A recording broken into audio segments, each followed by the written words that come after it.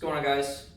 So today we've got Efren's 2018 Yamaha R3, and we're installing an R6 throttle tube and some new grips, some grips that he got on Amazon.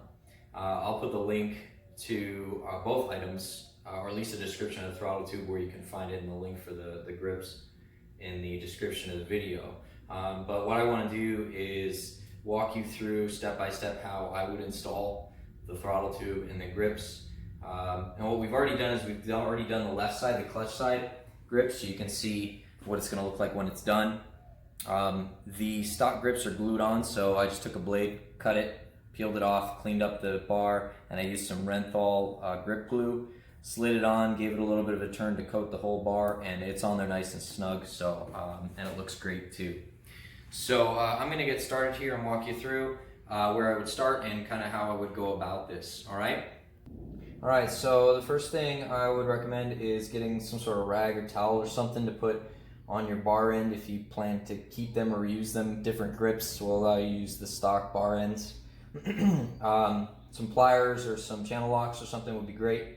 Grab the bar so it doesn't rotate, and just take a 5mm Allen or T-handle and just break it loose, and you can thread it out. And what's nice about the grips that Efren got, even though they've got the anodized ends and they aren't weighted bar ends, the weight that's inside the bar itself stays put, so that'll still help kind of dissipate some of that vibration. So, all right, so now that you've got the bar end off, you want to go ahead and remove the throttle tube housing.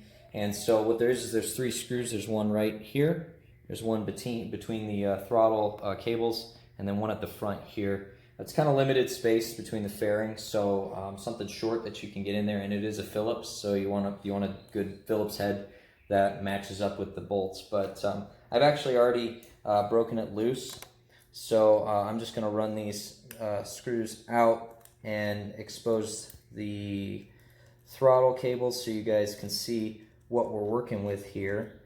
But and then once these are out, you got to remove the throttle cables themselves. So there's one.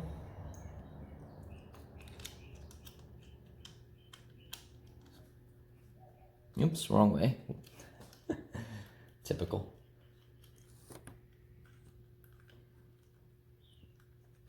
All right, so while the video was paused there, I did a little bit of work just because it was getting to be a bit tough, just because of the tension that's on the throttle cables. You have a dual cable here. I don't know if you guys can see, this thing's kind of in the way.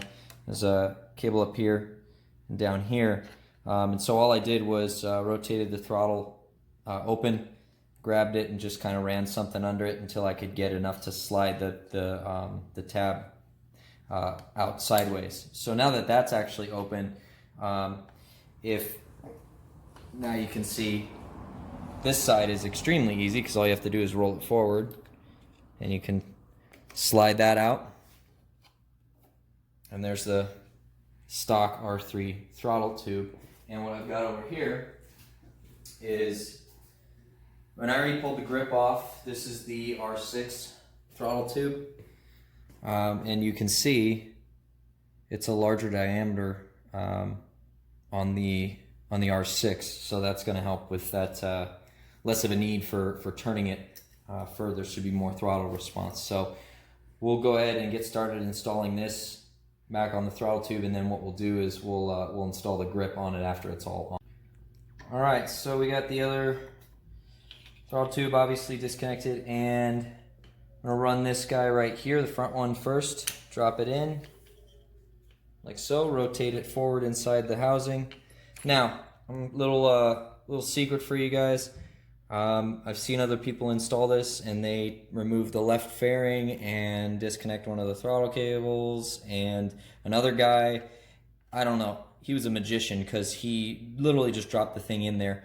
I'm gonna be honest with you, there's so much tension on this. I took a little bit here, sandpaper, and took a little bit of the surface off here and here, so that way I could do this. And it's that easy. So it's fine if you want to go through all the nonsense of taking off your fairing and disconnecting and whatnot. But as you can see, there's plenty of tension here that you do not need to, it's a lot easier to take this off and drop that right in. So there you go. All right, so now you want to reassemble the housing. You've got, you see an opening here on the bar. You got a tab here. So you just kind of enclose it all, just line it all up. It should just drop right in. Hopefully when you took it apart, you kept track of which screw goes in which hole. So you're just gonna literally go through and reassemble the whole thing. So we'll come back in a second once this is all put back together, and we'll install the grip.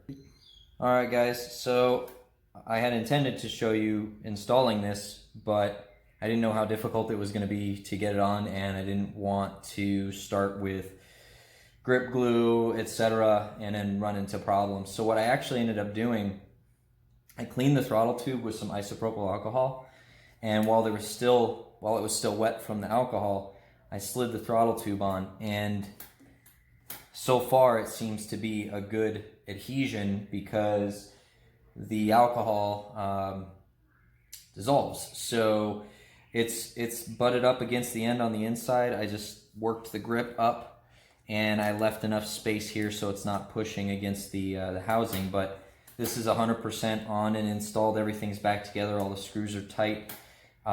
So now we're gonna fire it up and see what sort of reaction it gets.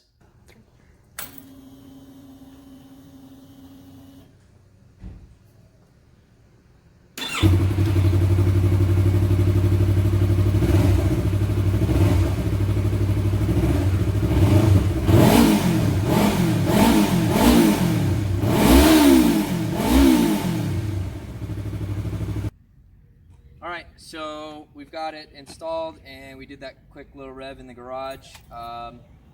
Ephraim didn't want to be in the video, so I'm going to mess with it and see if I can get some feedback on its responsiveness.